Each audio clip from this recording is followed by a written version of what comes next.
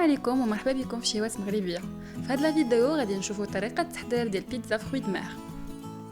اولا كنديروا في اناء الخميره والسكر وشويه ديال الماء دافي وكنخليوها ترتاح 10 دقائق. اناء اكبر كنديروا 400 غرام ديال الدقيق الابيض مع 100 غرام ديال الفينو، كنضيفوا عليهم شويه ديال الملحه وكنخلطوا. كنزيدوا 2 معالق كبار ديال زيت الزيتون، بيضه، شويه ديال الزعتر والخليط ديال الخميره، وكنجمعوا العجين بالماء الدافئ. ملاحظة هنا العجين خصو يكون خفيف.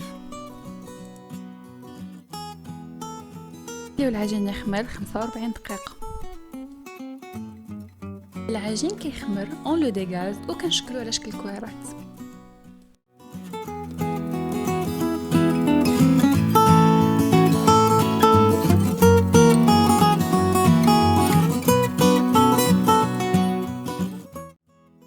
تلقوا كل كرة بشكل دائري، كنديروها في صينية الفران وكنثقبوها بفورشيت.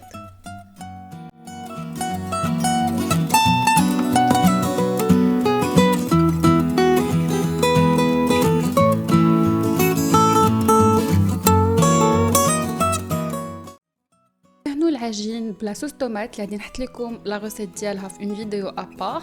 كندردروا عليها لا موتزاريل، كنضيفوا دي كريفيت، دي كالامار، دو سوريمي، شويه ديال لي شامبينيون، كندردروا عليها شويه ديال الزعتر محكوك وكنرشوا عليها شويه ديال زيت الزيتون. زيت الزيتون هو اللي كيساعد على الذوبان ديال الفرomاج.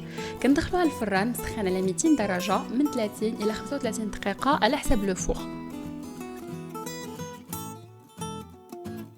بيتزا هذا واجده، نتمنى تكون لا فيديو عجبتكم وبصحه والراحه.